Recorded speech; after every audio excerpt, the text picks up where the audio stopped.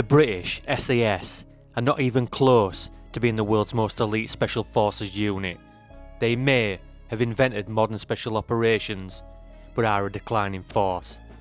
And the Americans, with DEVGRU and Delta Force, just wannabes with bigger budgets. And the Canadians, with Joint Task Force 2, polite amateurs playing soldier in the snow. That's exactly the kind of nationalistic garbage that clouds any serious discussion about elite military units. The truth is far more complex and frankly far more interesting. Today we're ranking the top 5 Tier 1 Special Forces units based on cold, hard facts, not Hollywood movies or national pride. Now, before we begin, comment your top 5 Tier 1 units and let's compare. But also, let me ask you this: what makes a unit truly Tier 1? Is it their selection rate, their training, their combat record, or something else entirely? Stick around, because by the end of this video you'll understand exactly what separates the absolute elite from being merely exceptional. Welcome back to the war.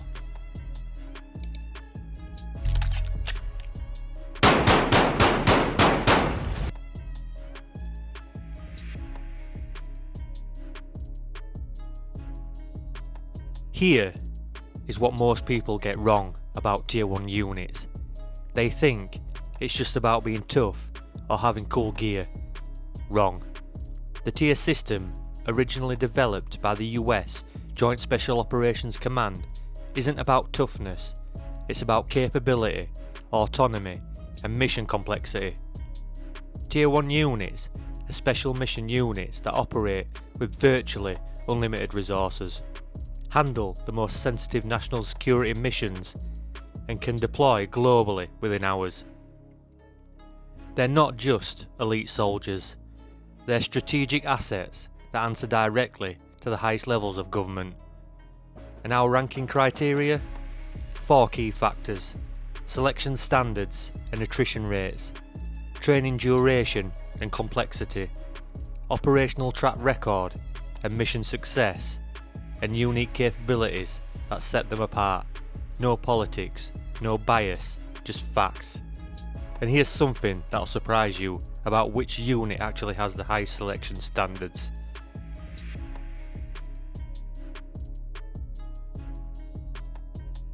At number 5 we have Canada's Joint Task Force 2. And before you roll your eyes, hear me out. JTF-2 might be the most underestimated unit on this list, and that's exactly how they like it. Established in 1993, JTF-2 operates under a veil of secrecy that makes the CIA look chatty.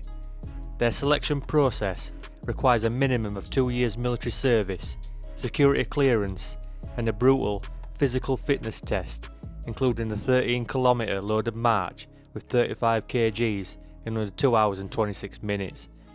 The 7-day assessment centre tests everything from phobia responses to psychological profiling under extreme stress.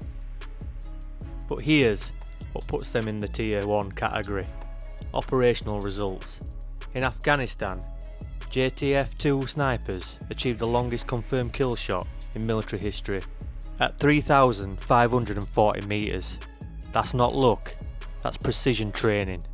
But there are unconfirmed reports that this has been broken during the Ukraine and Russia war.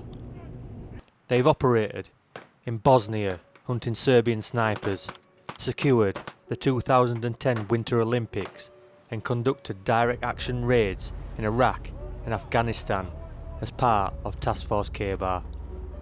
Their 7th month Special Operations Assaulter course covers everything from advanced weapon handling to specialised insertion techniques. So what makes them unique? They're masters of discretion. You'll never see JTF-2 operators writing tell-all books or appearing in documentaries. But wait until you see who comes in at number 4.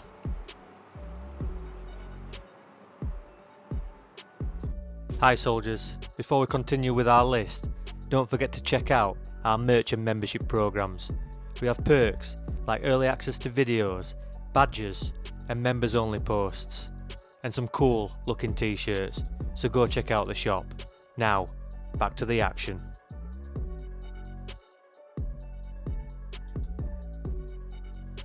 At number 4, we have Poland's GROM, and yes, you read that right, a Polish unit at number 4. If that makes you uncomfortable, then good, because GROM has been quietly proving that elite special operations isn't just about having the biggest defence budget or the longest history. Established in 1990, this unit was born from the ashes of communist Poland with one mission: prove that Polish warriors can stand toe to toe with the world's best. And they've done exactly that, earning their nickname the Surgeons for their precision and medical expertise. GROM's selection process is modelled after the British SAS, but with a Polish twist. There's no limit on attempts. That's not because it's easier, it's because they value persistence as much as capability. Candidates face psychological evaluations that will break most people. Physical durability tests, including rope climbs and combat simulations, and the brutal truth test, a field exercise designed to simulate real-world stress that filters out anyone lacking true grit. But here is what sets GROM apart. Their operators are trained in combat medics or paramedics. While other units focus purely on killing, GROM operators can perform battlefield surgery. They're not just warriors, they're lifesavers. Their training system uses colour-coded tactics: green for wilderness operations and deep reconnaissance, blue for maritime warfare in environments like the Baltic Sea, and black for urban counter-terrorism with live ammunition exercises. This isn't theoretical training, it's based on real operational experience from Haiti, the Balkans, Afghanistan and Iraq. Speaking of operations, GROM has captured Serbian war criminals in the Balkans, secured Iraqi oil terminals during the 2003 invasion with minimal casualties, and conducted counter-terrorist operations alongside Delta Force and DEVGRU. In 2002, they deployed to Afghanistan as Task Force 49, proving they could operate at the highest levels of international special operations. So what makes GROM truly dangerous?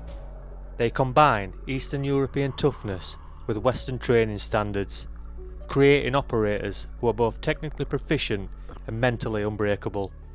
They've taken the best from SAS and Delta Force methodologies and added their own innovations based on decades of real-world missions. But the unit at number 3 has something GROM is still building: institutional legacy.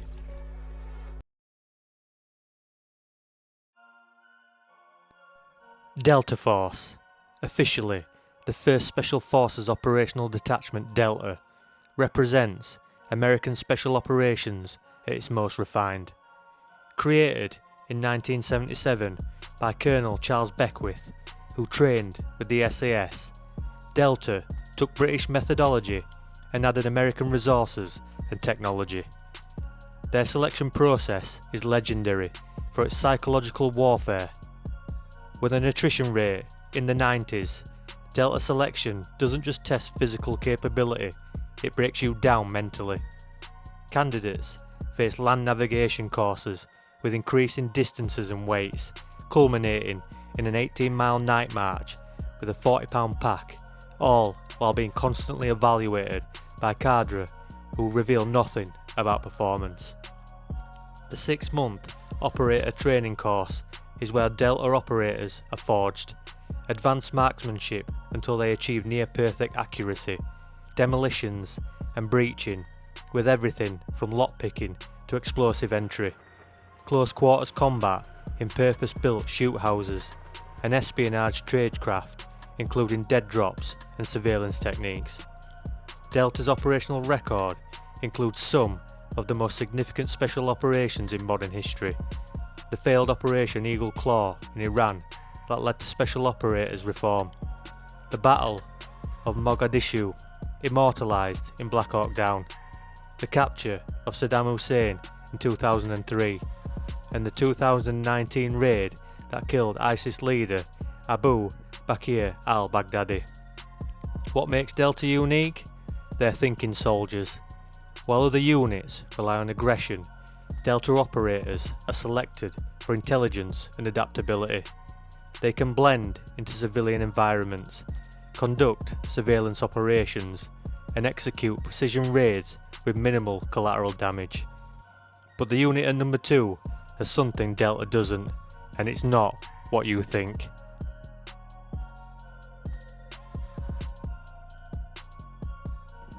DEVGRU, better known as SEAL Team 6, sit at number 2. And here is why that might surprise you. They're not just another SEAL team with a cooler name, they're the Maritime Special Operations equivalent of a Formula 1 team. DEVGRU recruits exclusively from existing Navy SEALs who have completed multiple deployments and demonstrated exceptional performance. The Green Team selection course has a 50% attrition rate, not because it's physically harder than other selections, but because it demands perfection from already elite operators. Their 8-month training pipeline includes advanced combat diving, close quarters battle, advanced marksmanship, and specialised courses in everything from free climbing to defensive driving. But here's what sets them apart: unlimited resources. DEVGRU operators train with the best equipment, the most ammunition, and the most realistic scenarios money can buy. Operationally, DEVGRU has executed some of the most high-profile missions in special operations history. The 2009 rescue of Captain Phillips from Somali pirates with 3 simultaneous precision shots from a moving ship. The 2011 raid that killed Osama bin Laden, Operation Neptune Spear, executed flawlessly despite helicopter crashes and plan changes, and countless classified operations across 4 colour-coded assault squadrons. What makes DEVGRU special? Its maritime expertise combined with global reach. They can insert from submarines, ships, aircraft or over land, and their red, blue, gold and silver squadrons provide specialised capabilities from direct action to intelligence gathering. But there's one unit that combines all these capabilities and adds something no other force possesses.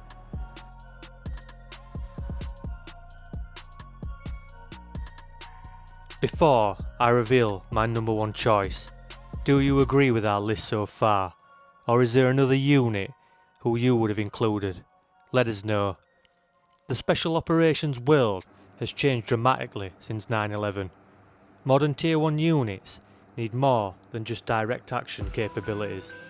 They need intelligence gathering, cyber warfare, advanced technology integration, and the ability to operate in complex multi-domain environments.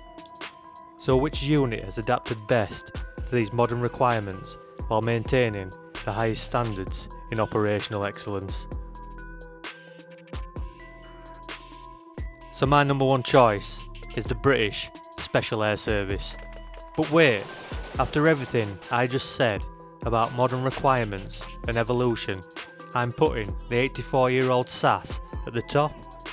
Here's why this isn't nostalgia, it's recognition of unmatched adaptability. The SAS doesn't just have the longest operational history, they have the most diverse operational history, from World War II desert raids to modern cyber warfare support, from jungle operations in Malaya to urban counter-terrorism in Northern Ireland, from the Iranian embassy siege to Task Force Black in Iraq. The SAS has continuously evolved while maintaining their core excellence. Their selection process remains the gold standard that other units measure themselves against.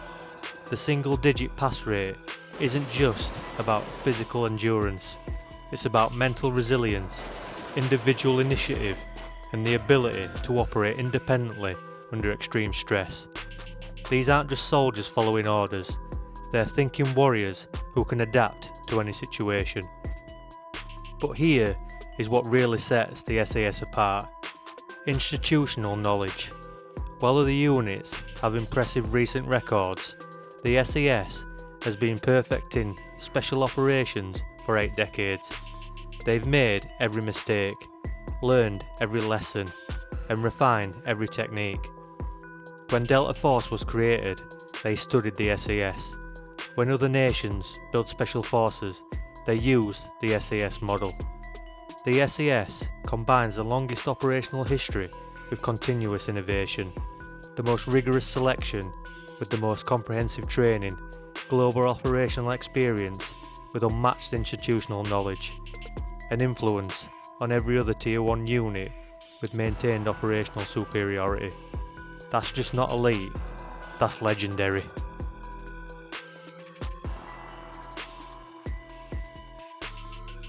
So there you have it, the definitive ranking of Tier 1 Special Forces units based on facts, not fiction. From Canada's secretive JTF-2 to Britain's legendary SAS, each unit brings unique capabilities to the world of special operations.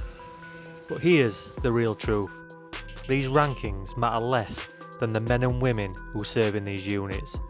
Whether they're wearing the winged dagger of the SAS, the trident of DEVGRU, or the maple leaf of JTF-2, they represent the absolute pinnacle of military professionalism and capability. So what do you think? Did I get the rankings right? Or would you put these units in a different order?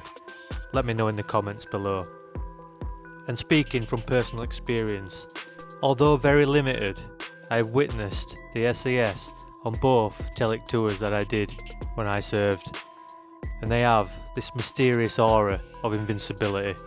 And let's be honest, they are just cool. Now go check out our playlist where we compare Royal Marines to US Marines, British Paras to US Paratroopers, and UK Rangers versus the US Rangers. Hi soldiers, thanks for watching. Don't forget to like, subscribe and leave your thoughts in the comments. And check out our merch and membership programs and join the Legacy Army. And don't forget to check back in again soon. That's an order.